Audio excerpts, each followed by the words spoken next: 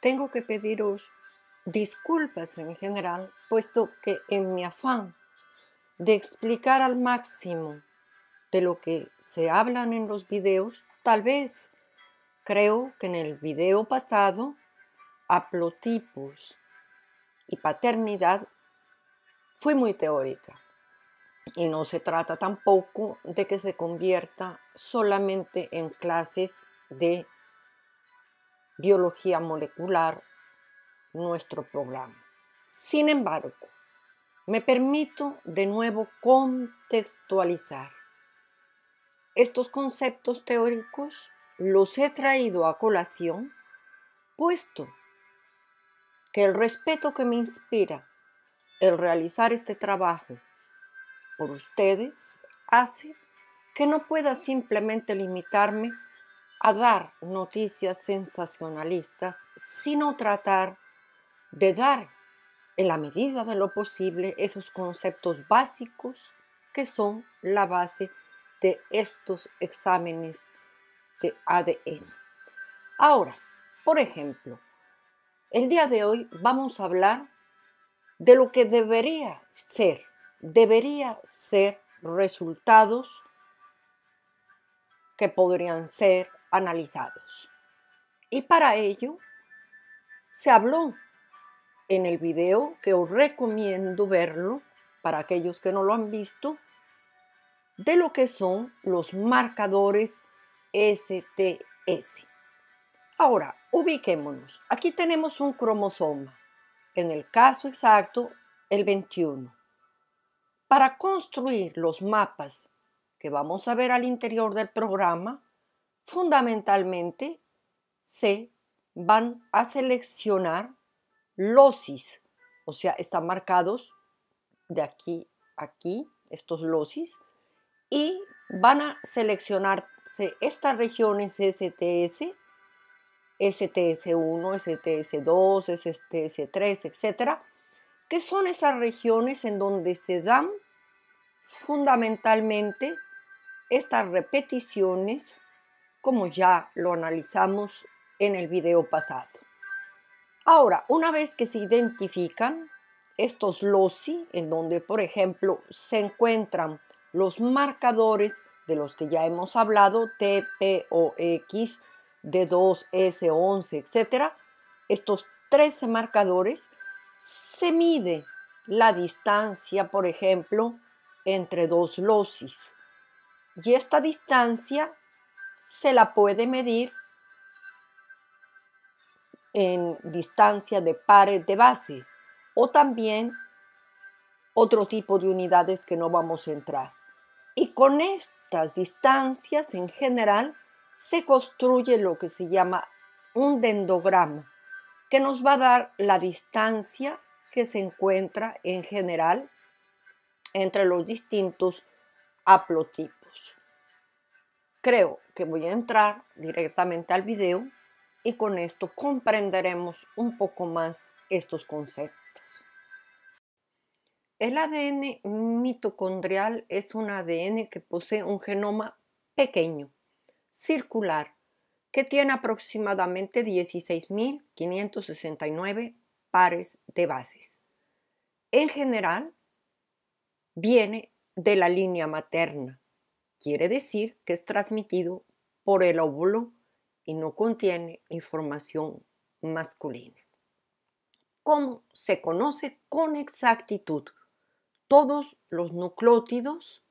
Es de una enorme utilidad en el análisis fundamentalmente, ya que se conocen los polimorfismos SNRS que vimos en el video pasado y que os recomiendo, están bien identificados y por ello se utilizan, por ejemplo, los 13 locis para hacer análisis en genética forense con reconocimiento de paternidad o, en el caso que nos ocupa el día de hoy, que son los cráneos de Paracas, en estudio de poblaciones.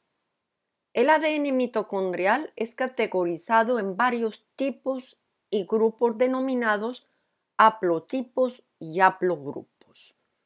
Ahora, en general, esto se basa en que aquí tenemos una gráfica del ADN mitocondrial, la región circular y esta región que se llama región control y es la que tiene la más grande variabilidad. Esta región se conoce perfectamente y fue uno de los primeros programas que se hicieron en el programa Genoma Humano. Ahora, fundamentalmente, hay 39 diferentes diversos grupos de ADN mitocondrial en la que encajan todos los seres humanos y hay variaciones de estos tipos. Y esto es lo que hace la base de los estudios de ADN mitocondrial. Fundamentalmente, una vez que se hacen estos estudios, se obtienen dendrogramas, que como lo expliqué en la introducción, son las distancias que hay entre los losis en los cromosomas. Y de esta manera se van a determinar lo que son haplotipos. Por ejemplo, M, N, R, U, H y otros. Y se puede determinar, partiendo de la raíz, según los estudios de poblaciones, en general, el origen de los distintos individuos que poseen estos haplotipos en general. Ahora, otra cosa que también es muy importante es que se presentan de diferentes maneras y esto da origen a lo que se llamaría relaciones filogenéticas entre especies. ¿Para qué se hace? Para comprobar el flujo genético. Por ejemplo, la migración de poblaciones desde África, por ejemplo, hacia distintos lugares del planeta, que es la hipótesis que manejan fundamentalmente los estudiosos en genética de poblaciones. Y esto se hace fundamentalmente debido al estudio de la variación en general S dentro del OSIS de microsatélites que se encuentran dentro de cromosomas que han sido escogidos como tipo.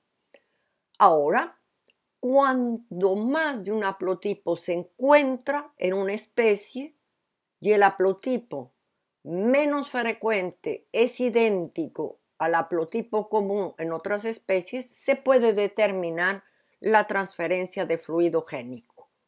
A nivel general, ¿cómo se procede? Por ejemplo, en este caso se tendría el cráneo, si es el caso, puede ser huesos en general, son los más recomendables. En general, de los individuos que se van a analizar, se toman las muestras, se procede a hacer ADN PCR, que puede ser de diferentes variantes, se obtiene una amplificación, se hace un electroferograma y después se obtienen secuencias. Y dentro de estas secuencias, como lo vimos en el video anterior, fundamentalmente se comparan las secuencias en donde hay variaciones de una sola base, que son SNP, y de esta manera se van a configurar los haplotipos. Y para terminar, estos se comparan en una base de datos que ya hablamos también en el video pasado, en general, que se llama ADMAP, pero que en otros países reciben el nombre de Genetext, por ejemplo, que es la base de datos específica en donde se guardan los haplotipos de los diferentes haplogrupos humanos. Y de esta manera se obtienen finalmente los haplotipos por comparación. Este sería el proceso general por el cual se hacen, o de la manera como se hacen estos exámenes. Ahora pasemos a la parte que compete concretamente cuáles son los resultados de los cráneos de Paracas. ¿Existió una raza humana con cráneos alargados? En general, Esta es la base de estos estudios que se han realizado y de los cuales hablaremos más en detalle el día de hoy. En general, el médico griego Hipócrates, ya en la época de 460-355 a.C., fue el primero que sugirió que el alargamiento del cráneo podría ser una característica que se heredase, cuando dijo: al principio la utilización fue la causa de la longitud de su cabeza, pero ahora la naturaleza coopera con ello. La cultura Paracas y otras culturas del planeta poseen cráneos alargados que aparentemente, y lo subrayo, aparentemente, nada tienen que ver con deformaciones congenitales tales como la dolicocefalia, hidrocefalia, escalocifalia, etc., o deformación con tablillas, y esto deja paso a la hipótesis de que se trata de genotipos heredados que va o ha sido estudiada por un grupo de investigadores americanos, entre los que se encuentra el señor Brian Foster.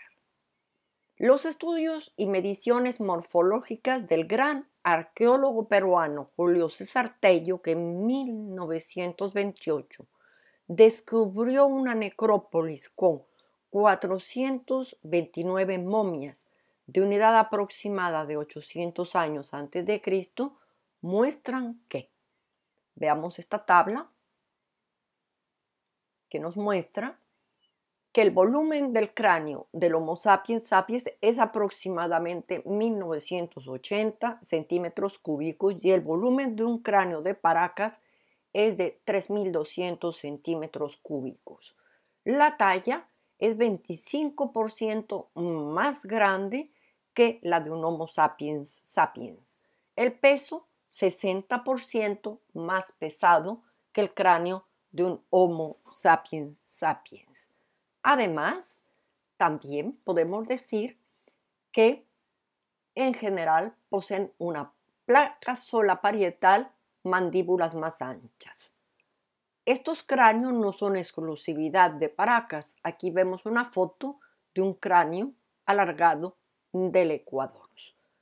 Ahora, fundamentalmente, y tengo que dejarlo muy claro, en el secuenciamiento del ADN mitocondrial de los cráneos de Paracas, Juan Navarro, propietario y director del Museo Local de Paracas, History Museum, cuya colección incluye 35 cráneos de Paracas, permitió tomar muestras de 5 cráneos y también existía un cráneo en un museo americano que fue objeto de estudio. Las muestras de estos 3 cráneos posiblemente fueron enviados a Estados Unidos para los análisis de genética, pero los protocolos y las técnicas empleados en la extracción de ADN mitocondrial, las secuencias haplotipos SNP, no han sido publicados en ningún informe ni publicación científica, ni tampoco presentados al público en una conferencia. El señor Brian Foster informó que los análisis completos de este estudio preliminar estaban disponibles en el libro de L.A. Manzulli, que fue otra de las personas que trabajaron en este grupo. Yo personalmente compré el libro de este señor y no encontré ningún análisis explícito para poder referirme hoy a tableros de resultados y secuencias. Él también informó que 3 laboratorios se ocuparon de los análisis de ADN, 1 en Canadá y 2 en los Estados Unidos, pero tampoco se conocen sus nombres. No se conoce tampoco el nombre del genetista de Texas que ha realizado los análisis RFLP fragmentos de restricción cortos con polimorfismo para la realización de un dendrograma. No se conocen las frecuencias de cada haplotipo obtenido.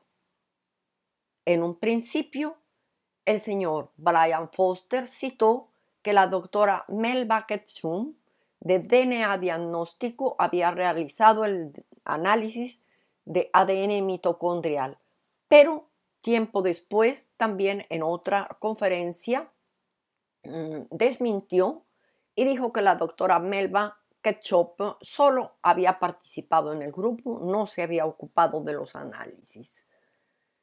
Sin embargo, el señor Forster informó que las muestras fueron aisladas en condiciones de protocolo y se obtuvieron secuencias de huesos, perforaciones de un cráneo en la región del occipital, foramen magnum, de esto también hizo un video, que se obtuvieron también secuencias de cabellos y dientes para el análisis de ADN mitocondrial. Repito, ninguno de estos estudios se tienen acceso. Me he permitido, a título personal, de realizar una proyección de lo que posiblemente con estos resultados someros que nos ha transmitido el señor Foster se podría haber hecho como análisis.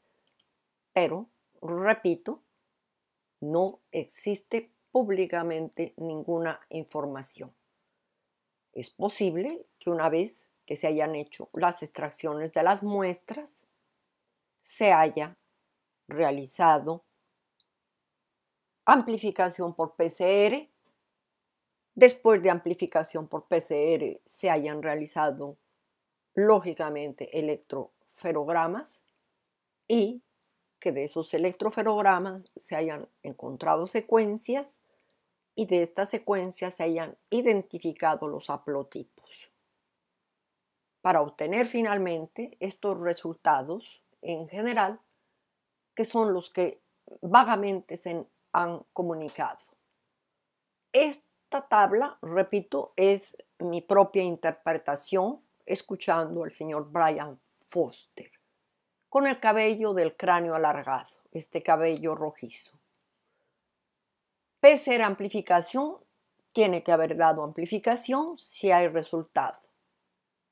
Hubieron 4 muestras de las cuales él informó que 3 muestras amplificaron y una muestra no amplificó. Se obtuvo secuencias, tienen que haberse obtenido secuencias para poder determinar en general el haplotipo. O sea, se obtuvo secuencias en la muestra número 1, 2 y 4. Y por último, en el cabello del cráneo alargado, este cabello, se obtuvo un haplotipo H2A.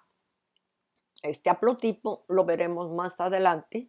Fundamentalmente es un haplotipo que está más distribuido en las regiones de Mesopotamia. Ahora, teóricamente, si se hubieran hecho estas secuencias, deberíamos obtener secuencias y poder observar en dónde están los SNP y poder determinar los haplotipos. Pero como repito, no se han dado, yo pongo esta gráfica para mostrar lo que debería ser. Ahora, en general, también informó que del polvo del hueso occipital, del foramen magnum, en general se obtuvo secuencias, hubieron 2 muestras y de estas 2 muestras se obtuvo el haplotipo T2B. Esto es lo que yo puedo extractar.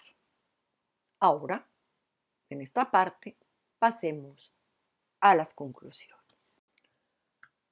Me permito concluir, en general, diciendo que, aunque estos resultados, según el señor Brian Foster, ha arrojado 2 haplotipos T2B y H2A que pueden presentarse en una mayor tasa en poblaciones europeas, como lo veremos a continuación, y que además, fenotípicamente, externamente, el cabello de alguno de los cráneos que lo conserva es de color rojizo, esto no permite, por el momento, con esta mínima cantidad de índices, concluir sustancialmente sobre el origen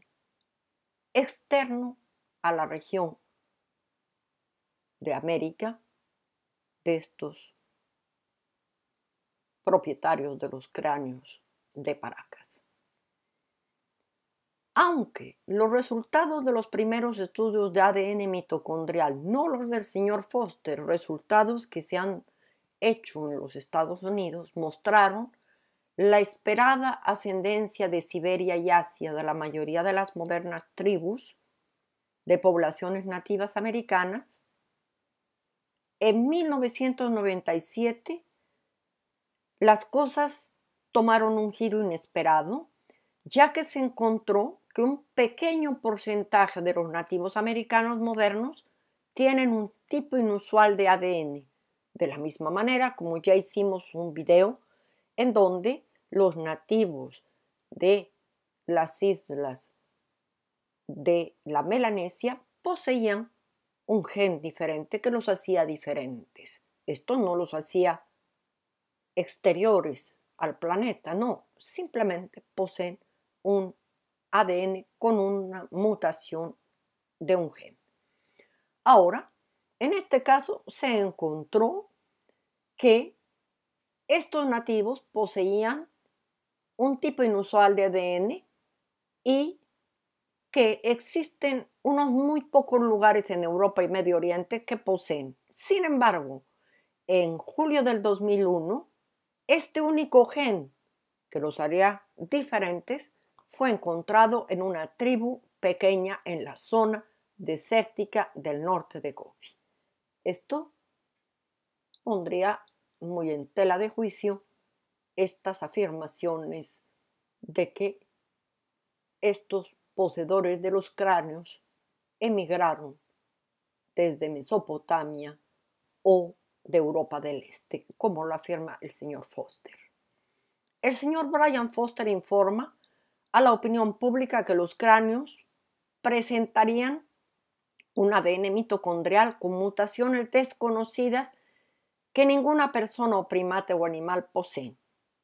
Dice también que tal vez se trata de una nueva criatura similar a las humanas, muy distinta del Homo sapiens, neandertales y denisovanos.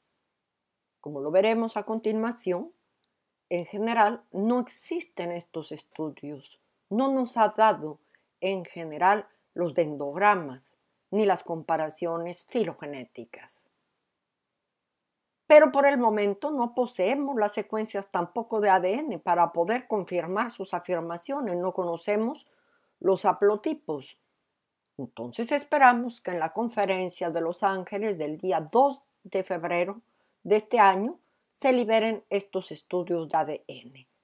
Una situación que es importante conocer en general es que a nivel de haplotipos, si vemos los haplotipos europeos en general, partiendo de N, que se lo puede llamar como originario, aquí tenemos H, que se encuentra situado en la región de Europa del Este, y T, que se podría situar fundamentalmente en esta región, que son los dos haplotipos que afirma el señor se han encontrado.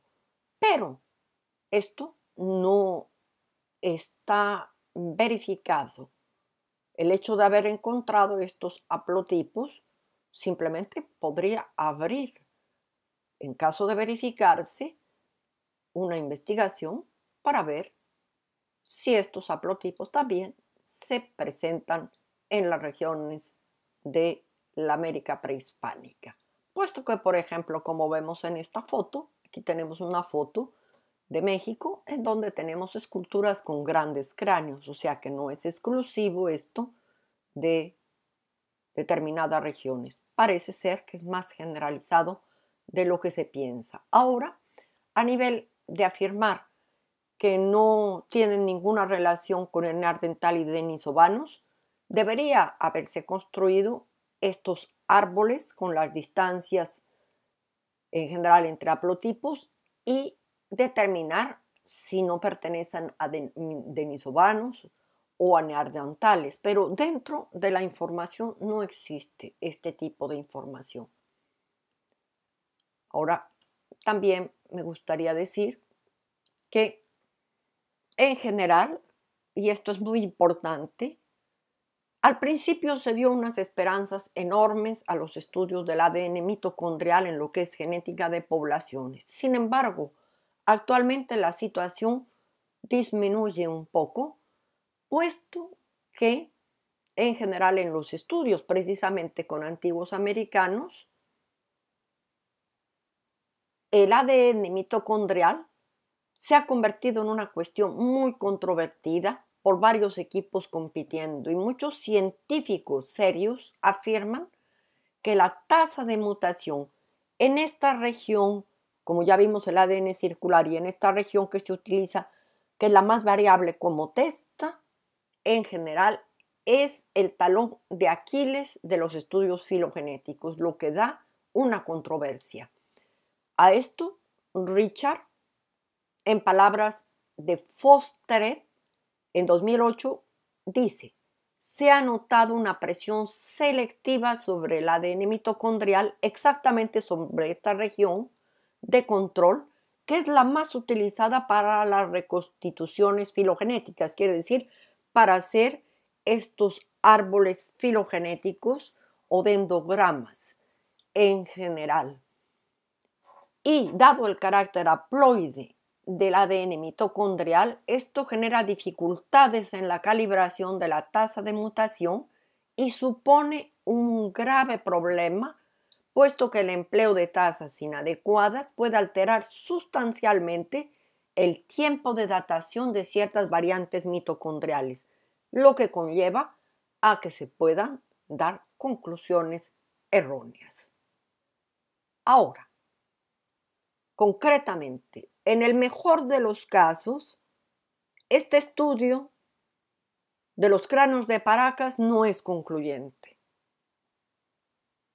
Se espera que los resultados presentados el 2 de febrero de 2018 en Los Ángeles resuelvan estas interrogaciones.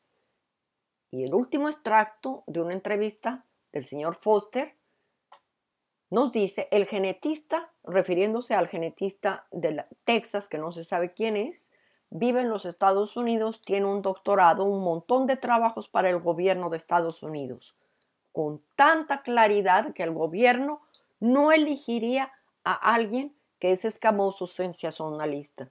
Esto me pone una interrogante. ¿Quién está haciendo estos análisis? ¿El gobierno americano? Es ambigua esta afirmación. Simplemente diría, de mi propia opinión personal, que se deben evitar este tipo de situaciones en donde no se presenten resultados de manera clara y transparente, y que además esto puede generar confusiones para que algunas personas en internet hagan videos en donde se llegue a afirmar sin ningún fundamento científico que el origen de estos individuos que poseían estos cráneos podían tener relación con la Mesopotamia y de allí, por ende, con algunas entidades mitológicas. Ahí esto es confundir absolutamente todo y hace muy poco bien a el momento actual en donde se está, que con gran dificultad se puede hacer un trabajo de información científica. Con esto me despido Os agradezco por vuestra suscripción y os espero en el próximo programa.